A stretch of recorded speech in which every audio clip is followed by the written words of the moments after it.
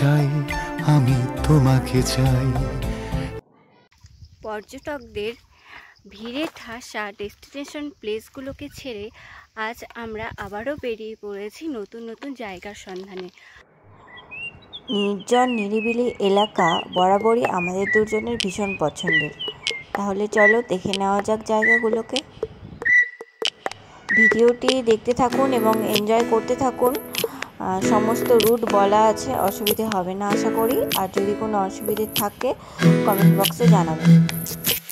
এমন যদি হতো আমি পাখির মতো উড়ে উড়ে বেড়াই সারাক্ষণ, এমন যদি হতো আমি পাখির মতো উড়ে উড়ে বেড়াই সারাক্ষণ। পালাই বহু দূরে ক্লান্ত ভব ঘুরে, ফিরব ঘরে কোথায় এমন ঘর, ফিরব ঘরে কোথায় এমন ঘর। বৃক্ষতলে শুয়ে তোমার দুঃখ ছুঁয়ে, বৃক্ষতলে শুয়ে তোমার দুঃখ ছুঁয়ে, ঘুম আসে না ঘুম স্বার্থপর। এমন যদি হতো আমি পাখির মতো উড়ে উড়ে। Hello friends, hi everyone. তো আজকে সানডে, আজকে 24 এপ্রিল। তো আজকে আমরা ভাবলাম ছুটির দিন, তো একটু যাই আশেপাশে কোথাও থেকে ঘুরে আসি। তো আমরা আজকে বেরিয়েছি মাথাভাঙা থেকে, হিন্দুস্তান মোড় হয়ে আমরা ফালাকাটার দিকে এগোচ্ছি। দেখি এখন কোথায় যাওয়া যায়। যে জায়গায় যাওয়াটা প্লেসটা একটু সিক্রেট থাকছে, দেখা যাক কোথায় যাওয়া যায়। ভিডিওতে পরবর্তী দেখতেই পাবা যে কোথায় যাচ্ছি না যাচ্ছি। তো আশা করি ভালো লাগবে, তো সঙ্গে থাকো। তো আমরা ফালাকাটা থেকে বেরিয়ে সোজা বীরপাড়ার দিকে এগোচ্ছি।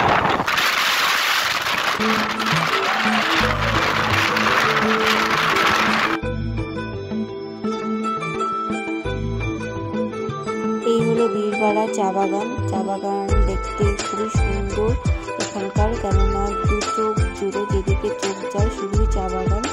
আর এই রাস্তা ধরে সোজা গেলেই লঙ্কাপাড়া, তার আগে আসবে দলগাঁও মোড়, সে মোড় থেকে হাতে বাঁদিকে গেলেই মাকড়পাড়া কালী মন্দির।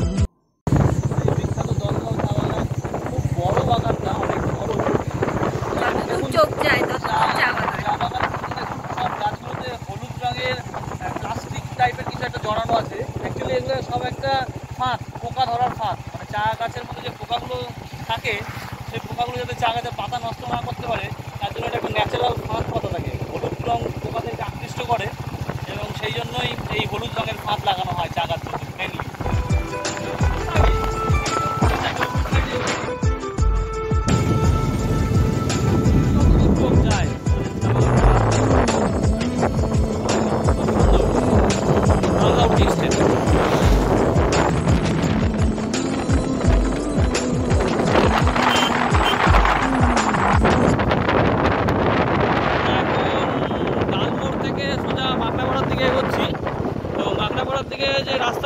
রাস্তার দুপাশে পুরো সেগুনের জঙ্গল, মানে দুদিকে সেগুনের বন, মাঝখান দিয়ে রাস্তা ছিঁড়ে বেরিয়ে গেছে, কালো পিচের রাস্তা, যথেষ্ট সুন্দর। এবং এই রাস্তা একদম আপনার সোজা চলে যাবে গোমতু ভুটান পর্যন্ত। হ্যাঁ, ওয়েস্ট বেঙ্গল ভুটান যে বর্ডার, সেই চেষ্টা করছি, দেখা যাক গোমতু যাওয়া যায় কিনা। তারপরে দেখি গোমতু পর্যন্ত যাওয়া যায় কিনা। আগে তো যেতে দিত, এখন কি হবে জানি না, দেখা যাক গোমতু যাওয়া যায় কিনা। গোমতুতে একটা সুন্দর গুম্ফা টেম্পলও আছে, দেখা যাক। এই হলো শান্ত নিস্তব্ধ ভুটানের পাহাড়ের কোল ঘেঁষে এই মন্দির, কালী মন্দির। ওই যে দেখা যাচ্ছে পাশে পুজো দিতে পারবেন, তার জন্য পুজোর সামগ্রীর দোকানও রয়েছে, অসুবিধে নেই। আর খাবার দোকানও রয়েছে, পাশে একটা ছোটদের পার্ক রয়েছে। তো আর এই টেরাসে খুব সুন্দর একটা নিরিবিলি জায়গা। তো জায়গাগুলোর মজা নিতে আমরা একটুও ভুলিনি, কেননা এখানেই প্রায় 1 ঘন্টা মতো আমরা জাস্ট জায়গাটাই এনজয় করছিলাম। তারপরে আমরা গুম্ফা টেম্পেলের উদ্দেশ্যে রওনা হলাম, কিন্তু এখানে এসে আমরা জানতে পারলাম যে গুম্ফা টেম্পলে আপাতত যেতে দেওয়া হচ্ছে না, ভুটানে যেহেতু লকডাউন চলছে। এই সামনে দেখতে পাচ্ছেন এটা হচ্ছে সেই ভুটান গেট। এইখান দিয়ে ঢুকে এই যে রাস্তাটা গেল, এই রাস্তা দিয়ে গেলে গুম্ফা দেখা যায়। এটা লকডাউনের আগে পর্যন্ত দেখতে দিত, এখন আর যেতে দিচ্ছে না 2 বছর থেকে। শুনতে পাচ্ছি 28শে এপ্রিলের পরের থেকে নাকি খুলবে।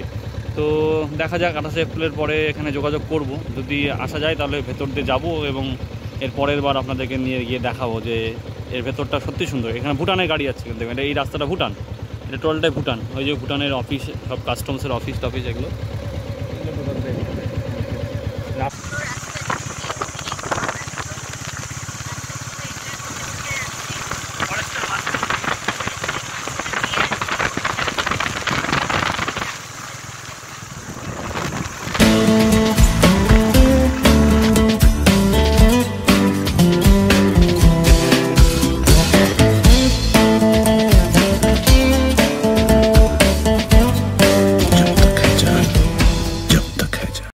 আমি বর্তমানে যে জায়গাটিতে আছি সেটি হলো লঙ্কাপাড়ার খোলা, মানে নদী রিভার বেড, সেখানেই আমরা যাচ্ছি।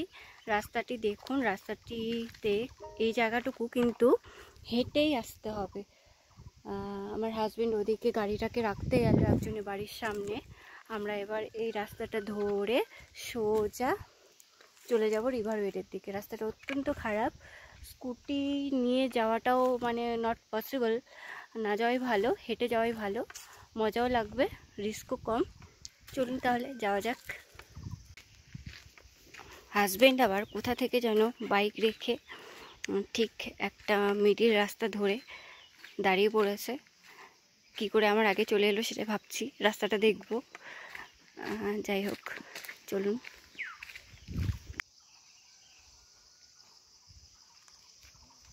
চলো ফটাফট চলো, আমার কিন্তু খিদা হয়েছে, 1টা বাজে। তুমি মানে এই রাস্তা দিয়ে আসছো না? নামলাম, চলো। রিভার বেডের সাইডে চা বাগান, এগুলোতে কিন্তু হাতি বের হয়, তাই বেশ একটু ভয়ঙ্কর জায়গায় আছে।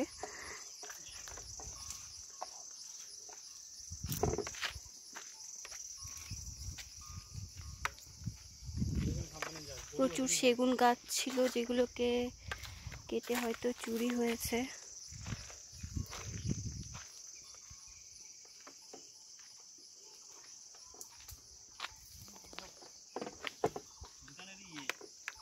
এগুলো সব ভুটানের পাহাড়।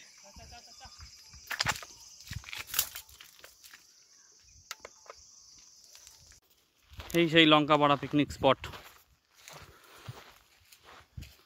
এখান দিয়ে আসতে হবে। পুরো নদী খোলা, এখানে শুধুমাত্র পাথর তোলে, পুরো নদীতে এখন 1 ফোঁটা জল নেই। এপ্রিল মাসের লাস্ট উইক বলতে গেলে প্রায় এটা চলে আসলো, অথচ একটুও জল নেই নদীতে। ভাবা যায়, একটুও জল নেই। যত দূর চোখ যায় খালি পাথর পাথর আর পাথর। শুধুমাত্র এখান থেকে পাথর তোলা হয় নদী থেকে, পাথর বালি। ভালো লাগবে, শীতকালে পিকনিক স্পট এটা। এখানে পিকনিক হয়। এই যে ওপরে জায়গাটা দেখতে পাচ্ছেন, ওই ওপরে ওইখান দিয়েই আমরা নামতে এই রাস্তা ধরে নদীর চরে এলাম। নদী এটা খোলা বলে ওরা পাহাড়ি ভাষায়। যাই হোক, এই যে রাস্তাটা পাগলি ভুটানও বলে অনেকে লোক। ওটা কিন্তু ভুটান, ওই সামনের পাহাড়টা কিন্তু ভুটান, ওটা পুরোটা ভুটান, ওটা ভুটান, এটা ভুটান। এই যে এখান থেকে ওই যে রাস্তাটা, ওতে ভুটান যাওয়া যাবে। নদীর এপার আর ওপার, এটা বর্ডার বলতে গেলে নদীটা।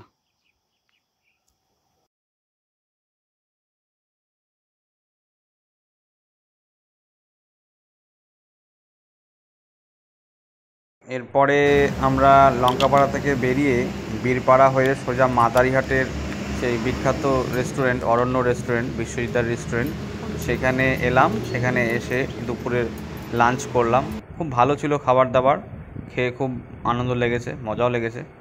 তারপরে জলদাপাড়া থেকে আমরা একটু বেরিয়ে গেলাম।